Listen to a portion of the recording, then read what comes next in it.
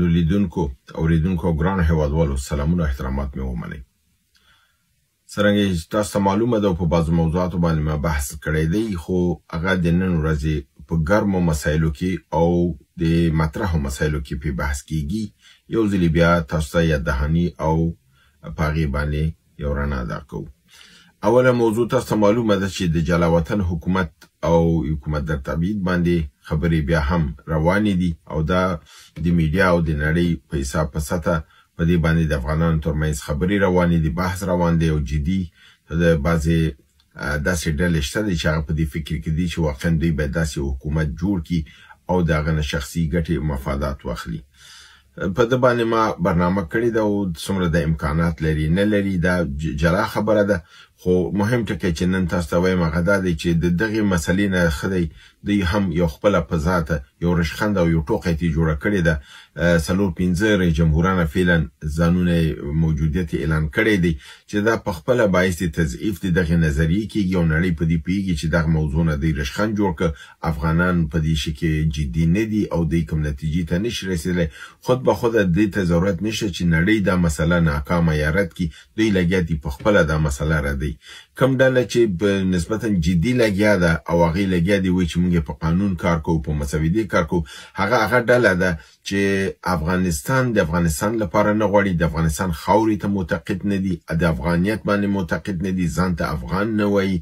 پښتانه په حساب غواړي چې کناره کش کړي د دې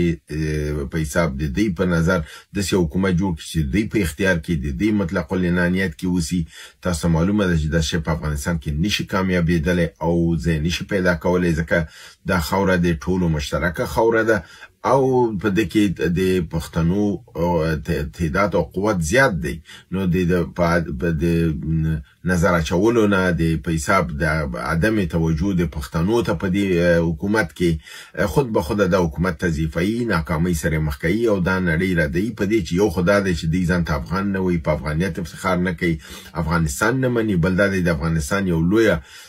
د وګړو ډله چې دا هغوی ته دوی د بېتنایي په سترګه ګوري. دغسې کسان خپل په ډله کې اضافه کړي دي چې هغه نه افغانان دي نه په افغانیت افتخار کوي او بل دا دی چې د پښتنو ضد یو حرکت غوندې دا دی. نو داسې یو حرکت کامیابېدی نشي، دا یو لنډه غوندې تبصره په عبوري حکومت. دویمه مسله چې د ښځو مسله ده او نړیواله سطح په هغې باندې بحث کېږي او تاسو معلومه ده چې دوی ویلي دي چې دا به دوی نړیوال محکمې ته وړي. په ده باندې هم ما برنامه کړې ده، که دوستان غواړي لاړ شي هغه وګوري او هغې ته غوږ کېږدي چې د حقوقي قانوني نقطې نظر نه آیا دا شی ممکن دی که نه دی. زه فکر کوم چې دوی هم غربیان هم د هغې ښځینهو سره چې دوی په نامه د حقوق د ښځو او مدني ټولنو مخې ته کړي دي د هغوی د رضایت ترلاسه کولو د خوشحالۍ لپاره دا شوشه یې اوچته کړې ده. په عملي بڼه کې دا شی کامیابېدونکی نه دی، دا یو په حساب سیاسي پروپاګند لپاره استفاده ترې کېږي مګر عملي جنبه نه لري او دوی کوم نتیجې ته دې ساحه کې نشي رسېدلی. په لحاظه هغه خویندې چې په دې مسایلو ته خوشحالیږي او وایي چې فرزند موږ وکولی شو طالبانو د ګونډو لاندې کړو، هغوی ته دا زه ووایم چې دا ستاسو خپل ځان غولوئ. نړۍ تاسو سره صادقه نه ده، غربیان تاسو سره صادق نه دي. دا دغې د ښځو د حقوقو د مکاتبو بندولو د دې تر شا خپله غربیانو لاس دی. نو په لحاظه تاسو هلته دا کار کوئ او دلته دا کار کوئ، په دې اساس باندې ځانونه مه غولوئ، تاسو کوم ځای ته نتیجې ته نه رسېږئ. درېیمه خبره دا ده چې د ملګرو ملتونو د کلنیزې ناستې په څنډه کې د ملکونو ترمنځ ناستې شوي دي چې په هغې جمله کې چین، روسي، ایران، عربستان سعودي او پاکستان سره ناسته کړې ده. د افغانستان په قضیې باندې سره خبرې کړي دي. چین، روسي، ایران دا باندې ټینګار کړی چې د تعامل نه علاوه بله لاره نشته، باید اسلامي امارت سره تعامل وشي او د ده سره په حساب اړیکې ښې کړلی شي تر څو وشي کولی نړیوال مسایل حل کړي. مګر عربستان سعودي او پاکستان چې د امریکې ټوټ دي، د هغې په حساب د مزدوران دي، دوی دا خبره کړې دلته د ترهګرۍ وده ده او دا د ترهګرۍ ځاله شوې ده، دته باید توجه وشي. مګر عربستان سعودي بیا هم یو اشاره کړې ده چې د دغې مشکلاتو باوجود هم تعامل نه علاوه بله لاره نشته دی او نړۍ باید نو دا باید وویل شي چې د غربي نړۍ د پاکستان په ذریعه باندې افغانستان بدناموي او پاکستان لګیا د غربي نړۍ ته کار کوي او د دغې مسلې نه دوی د افغانستان په خلاف ګټه اخلي او افغانستان بدناموي. پنځمه او مهمه مسله چې نن په غواړم په تفصیلی صحبت وکم هغه په منځني ختیځ کې یعنی شرق الاوسط کې شخړه ده یا د مشکلات چې راغلي دي. تاسو کتل چې څو هفتې مخکې اسماعیل هنیه ووژل شو، بیا د هغې نه بعد د فواد شکور د دوی لوی مهم شخص چې و دویم نظامی هغه ووژل شو، همداسې نور شخصیتونه ووژل شول. بیا اوس په دې وختو کې دوی حسن نصر الله هم چې د حزب الله مشر و دی ووژه. مخکې دې نه چې نور په دې موضوعاتو باندې راشم چې نور څومره کسان وژل شوي دي د هغې ځه به څه او نتیجه به یې غواړم چې د حسن نصر الله متعلق خلکو ته دوستانو ته یو څه معلومات وکړم چې د حسن نصر الله څوک و، څنګه راغی او څنګه د منځه ویوړل شو. حسن نصر الله په 1960 کې د بیروت د لبنان په شرقي سیمه کې پیدا شو، تولد شو، وزیږید او په 1950 کې کله چې د 15 کلنو د یو شبه نظامی ډله په نامه د عمل ډله باندې په هغه کې د عضویت واخیسته او د هغې لاندې په حساب په مقابل د اسرائیل کې هغه تاسو معلوم دي دا ځوانان چې عملیات کوي، تیږې واري او خپل هغه تنفر اظهاروي په 15 کلنۍ نه دا د عمل ډلې سره او د اسرائیل په مقابل کې و. بیا د په همدغې عمر نه بعد بیا دی ځي نجف ته، عراق ته او هلته د علمیه د نجف کې دی خپل هغه دیني درسونه او تعلیم ته ادامه ورکوي. په 1982 کې کله چې د اسرائیل په لبنان باندې حمله کوي د په هغه وخت کې د عمل د ډلې نه جدا کیږي او د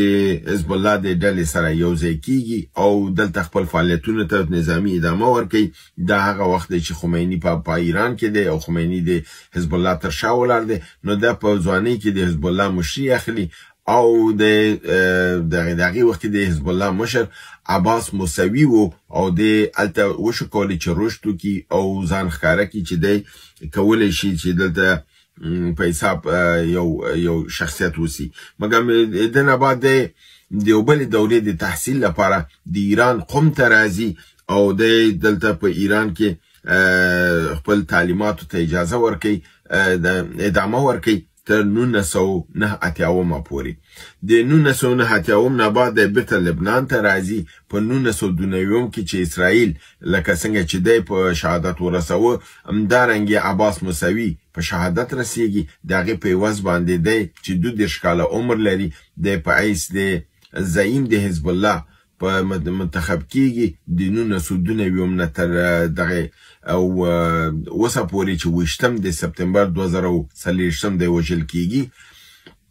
22 کاله دی په حیث د رهبر د حزب الله. په اوایلو کې حزب الله دومره قوي نه و، خو د تیرو 15 کلونو کې پس له هغې 2006 نه چې کومه واقعه د دغې لبنان او د اسرائیل د جنگ په نتیجه کې او لبنان وران شو او د وشو کولای چې په ډېر لږ وخت کې د ایران نه دومره مرستې ترلاسه کړي چې لبنان بیرته آباد کړي، په خپو ودرې او د هغه چا ته چې ضرر رسېدل او هغې ته اقتصادي مرستې وکړي، همکاري وکړه. نو د هغې نه پس د هغه شهرت او د قوت او نظامي او ملکي ډېر زیات شو. په پارلمان کې لاره پیدا کړله او په دې رقم سره د وشو کولای چې یو نظامي قوت جوړ کړي او په عین حال کې یو سیاسي قوت جوړ کړي په مقابل د اسرائیلو کې او په عین حال کې د هغه میزایل او د توانایي دونه زیاته شوه چې خپله اسرائیل هم ترې نه ډډه کوله. د وژلو یو دلیل هم همدا شو چې دی په دې اواخرو کې د اسرائیل په نفس او بطن کې د هغه میزایلون نه کار واخیسته چې د موساد هغه مرکز ورته ووهه، یو بل نظامي مرکز ورته ووهه. نو د اسرائیلو دا تصمیم ونیو چې دا باید ووژل شي. څنګه چې تاسو معلومه ده د وژلو پروګرام د اسرائیل سره د پخوا نه و، خو امریکا د ده مخه نیونه کوله، ویلې که دا ووژل شي نو سیمه کې به ډېر زیات کړکېچ او مصیبت به زیات شي، نو فلهذا دا کار باید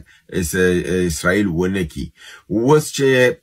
دغه کار دوی وکړ، دا هم امریکا په ظاهره باندې امریکا دا وایي چې موږ دوی ته ویل دا کار مکوئ مګر دوی زموږ د اجازې نه بغیر دا کار وکړ او امریکا وایي چې مخکې دې نه دوی دا قتل ته ورسي یا وژني موږ ایران ته اطلاع ورکړې وه دلته اوس یو دوغله غوندې لوبه سړي ته ښکاري هغه دا ده چې امریکایان خو د اسرائیل تر شا ولاړ دي د دې ټولې برنامې او پروګرامونه چې دي هغه همکاري ورسره کوي تاییدي پیسې ورته ورکوي 13 میلیارډ ډالر په دغه جنگ کې ورسره کومک کړی دی په عین حال کې نظامی کومکونه ورسره کوي بل دا د 12 کشتیګانې دلته د دې د مرستې لپاره راوړي 40,000 قوای په سیمه کې موجوده و په کویت او په عراق او په عربستان سعودي او په اردن او په دې من سیمو کې د دن علاوه 40,000 قوای نور راوړي د په دې 12 کشتۍ کې ځکه بعضی کشتیګانو کې هر کشتۍ کې 15,000 اردو ځایږي په هغه د امیشالتي هغه راوړي دلته ده مګر عین حال کې تاسو وګورئ دغه بنکر باستر چورته دی وی یا د یورپینوم څنګه شکنی خیری دغه راکټ یا میزایل چې د استفاده شوی ده د هم د اسرائیل سره نشته دی فلهذا دا ورته امریکا ورکړی دی او ویل کېږي چې دا په یو مرحله کې نه څو مرحلو کې راوړل شوي دي ځکه دا په یو مرحله کې نه راوړل کېدل او دا په دغه تعمیر باندې چې استفاده ترې شوې ده چې حسن نصرالله ووژل شي دا شپږ طبقې تعمیر چې څو طبقې دي د ځمکې لاندې د بنکر سیستم کې وي او څو طبقې بره نو فلهذا دوی 3 ټنه مواد استعمال کړي چې تر څو دغه نهایي اخري بنکر ته ورسیږي چې کوم ځای کې حسن نصرالله وي د ډله وه دا ووژل شي نو حسن نصرالله سره د دې نږدې ملګرو او د لور هلته ووژل شول دلته امریکا ولې فرضاً ایران ته اطلاع ورکړې لپاره دی چې مبادا سبا ایران کې د نهایي تصمیم نیسي یو غټه حمله کوي او د سیمه کې مشکلات زیاتېږي نو دا به ایران ته وایي چې ما خو تاته اطلاع درکړې وه موږ شخړه نه غواړو د ایران دغه قهر او د غوسې نه کم کړي او په عین حال کې هلته هغې ته اسلحه ورکړي اسرائیل ته چې هغې ته اجازه ورکړي چې ووهه دلته ایران ته خبر ورکړي او ایران بیرته د هغې مخې ورته نیسي ځکه چې دوی نه غواړي چې ایران مستقیما داخل شي او دا راکټونه او میزایلونه په اسرائیل راشي او اسرائیل چې کوم تضعیف حالت کې قرار لري چې په دې څو وخت کې پې حملې شوي دي دا کی آیا د دغه کسانو د مشرانو د وژلو سره به حماس یا حزب الله به تضعیف شي په دې باندې به هم خبرې وکړو خو اوس به تاسو دا ووایم چې څومره مشران څومره کسان دلته موفقه شول چې ووژني اسرائیل د اسماعیل هانیه او د شکور نه علاوه چې دا د حماس د ډلې کسانو نه وو چې دی ووژل دی په عین حال کې د حزب الله د مشر حسن نصرالله هغه دی ووژه ابراهیم عقیل فواد شکور خو مې تاسو وویلې ابو حسن سمیر محمد حسین سرور سمی طالب عبدالله عباس حجازی علی کرکی حسن احمد هدراج حسین یوسف عبدالسیر محمد قاسم عطار محمد یاسین حماد ابو سامي مسلمی سمیر عبدالحلیم حلوی محمد احمد رازق حسن حسین مازی حسن علی حسن ابو علی رضا محمد ناصر وسیم طویل یعنی دومره زیات لوی شخصیتونه د دې د شورا د دې نظامی د دې اقتصادي د استراتیژیکي دغه ټول کسان د منځ دی وړي دي ځکه خو که تاسو معلومه چې کله د حسن نصرالله د شهادت مسله کیږي د 4 ساعته د اعلان نه کوي د خپل ځانونه تنظیموي او د په دې باندې دي چې د دې بل مشر فکر کوم چې مشر هم په نامه د هاشمی یا هاشم یو بل چې معاون دی دغه وو حسن نصرالله هغه کې دې شي جانشین شي او د دې هغه ډله بیرته ځانونه منظم کی آیا دغه ډله به د دې کسانو په وژلو سره د ښکاره خبر د تاثیر به ولري تضعیف به ځکه دا ټول مفکرینو د تکنوکراتانو یعنی تنکرانو د قضیې تر شا باندې د دې سره ناستو هغه د منځه لاړل دویمه طبقه دریمه طبقه چې بره راځي هغه صلاحیتونه او معلومات هغوی سره په تفاوت نه خو دغه سټرکچر د منځه تللی نشي او دا سټرکچر قوي دی او دا به موجودیت وي. خو د اسرائیل برنامه دا ده، ځکه چې اسرائیل وایي چې دا به پروګرامونه موږ سره ډېر وخت نه و او موږ دا تطبیقول غوښتل، خو د بعض مشکلاتو چې ویل کېږي امریکا نه غوښتل دا نه و تطبیق کړي. اوس اسرائیل دا ثابته کړه چې هنیه یې ووهه، حسن نصر الله یې ووهه او دا ویل کېږي چې د دوی بل هدف علي خامنه‌ای دی، چې د علي خامنه‌ای که دی وایي که دا ووژل شي، ځکه د حزب الله، د حماس او د حوثیانو تر شا علي خامنه‌ای دی. که چېرته علي خامنه‌ای ووژل شي نو دوی به په حساب دغه بمبس به مات کی. په ایران کې چې پزشکیان دی دا به قدرت و صلاحیت د لاس کې ونیسي او د نظام کې به یو تغییر راشي او په سیمه کې د اسرائیل په مقابل کې دا ودرېدنه ده دا به تضعیف شي او د یو تغییر. همدا علت دی چې ایران خپل مشر علي خامنه‌ای او محفوظي ته رسولی دی، ګرچې د هنیه وژلو او د حسن نصر الله وژلو دا ثابته کړه چې د اسرائیل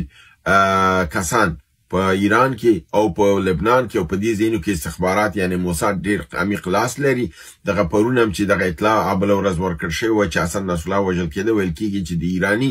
کسانو چې نږدې حسن نصر الله ته وو دوی په سیمه کې اسرائیل ته خبر ورکړی چې حسن نصر الله دغه د دې تعمیر ته راغی او دلته دی او دوی به کولی شي عملیات وکړي. فلهذا د اسرائیل لاس ډېر دننه دی، معلومات زیات دي، پیسه ورسره زیاته ده، د پیسو په ذریعه باندې په ډالرو باندې کار کوي او دغه اوضاع باندې په حساب دی مسلط دي. تاسو معلومه ده چې دوی یو څه موده مخکې چې دغه کسان دوی اکثر وجل په نامه د پیجر چې کوم هغه دغه دوی استعمالوه د لپاره د معلوماتو رسنو چې د موبایل نه کار وانخلي، هغه هم ویل کېږي چې کله دی حماس او حزب الله چې دا الته فرمایش ورکړی په هماغه مرکز نه کوم دی دا جوړ شوی و د اسرائیل د استخباراتو هغه مرکز نه د دې لاس پیدا کړی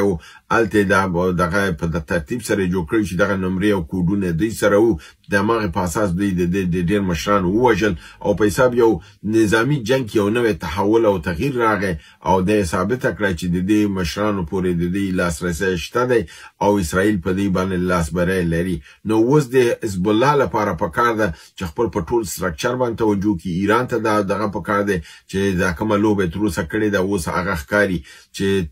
میانخالي او تهی شوې ده او دوی د ناکامۍ سره مخ دي. د په حساب د خپل دننه نه دوی باید یو درون پاکي او درون دننه خپل دغه سیستم پاک او صفا کړي، یعنی ټول هغه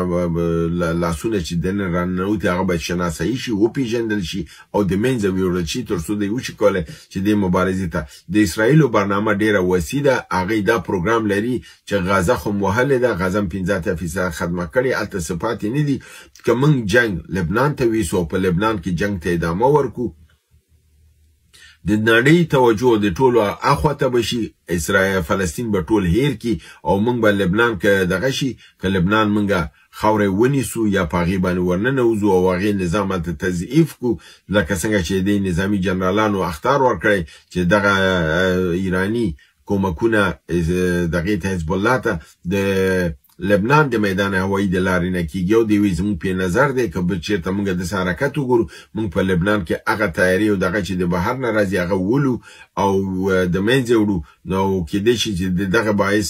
د ده هم شي چې موږ په بیروت ورننوځو او دا ونیسو. نو دا که چېرته دوی دا نظر دی چې په سیمه کې مشکل زیات کې دوی دا خاوره به ونیسي، ملګرو ملتونو په دغې سره مداخلې سره که به بیرته دوی بیروت یا لبنان پرېږدي دوی به کافي هلته دننه سټرکچر د منځه وړي او یو حصه د لبنان به ونیسي چې د اسرائیل او د دې ترمنځ یو بفر زون جوړ کړي لکه ګولان هایټس چې د سوریې نه په 1960 کې ونیوه. د هغې شکل ته دوی دا مد نظر لري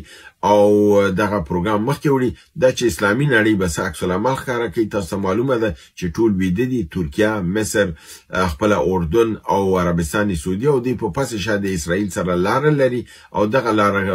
درلودلې د باعث د تضعیف د اسلامي نړۍ شوی ده او باعث د قوت د غربي نړۍ شوی ده چې هغې ډاډه کولی شي په اسلامي نړۍ باندې عملیات وکړي، ځکه هغې پوهېږي چې دننه نه دغه مشران چې د اسلامي نړۍ د هلته جوړښت لري، لاره لري او دوی د هغې نه ګټه او استفاده اخلي او اسلامي نړۍ ورځ تر بله تضعیفه کېږي او خپل صلابت او قدرت د لاسه ورکوي. فلهذا دلته دا جنګ په لویه پیمانه باندې دی او دلته ایران فکر نکوم چې جنگ ته ورننوځي ځکه چې د دنه ورننوتل د امریکې مداخله د دریم نړیوال جنگ خواته به مسله وړي هغه نه امریکا غواړي نه غرب او نه اسلامي نړۍ او ایران غواړي فلهذا پراکسی جنگ به د حوثیانو د حماس او د حزب الله په ذریعہ رواني خو امریکا بل پلان د حوثیانو مقابل کې دی چې الته د کې دی شي حوثیان تضعیفه کې وی وهي تر څو دغه پښتوانه چې د ایران په منطقه کې د منځ لاړ شي مګر په کامله توګه ایران د نه دغه کې ځکه چې دغه د خپل خبر ورکول د امریکا ایران ته او د ایران خبر ورکول د میزایلونو چې کله په اسرائیل او امریکا ته د دې غپټي اړیکې خي او دغه سازش دی باعث دغه دی چې موږ تاسو ګور اسلامي نړۍ ورسره بل تباکیږي فلسطین د منځ عربي نړۍ کې په سوریه او په اردن او په لبنان کې موږ تاسو ګورو اسرائیل په قوت باندې دی او دغه شی چې دی دا باعث دی علت هم دا دی چې خصوصا اسلامي نړۍ رهبری چې دا صادقه نه ده کاذبانه لوبه کوي او دا باعث د تضعیف او ناکامۍ د اسلامي نړۍ کیږي مثلا د اسلامي امت د توانایي ورکړي چې وشي کولای خپل زعامت تغییر کړي او دغه زمان خپل په لاس کې ونیسي تر څو وشي کولای چې ځان د دغه غلامۍ د بربریت نه وباسي هیله ده چې دا برنامه وګورئ خوښه کړئ او دوستان سره شریکه کړئ زما چینل افغانستان پانوراما سیمای افغانستان سره دا سبسکرایب کړئ ټول سره شریکه کړئ تر بل برنامه تاسو په لوی رب العزت سپارم و ما علینا الا البلاغ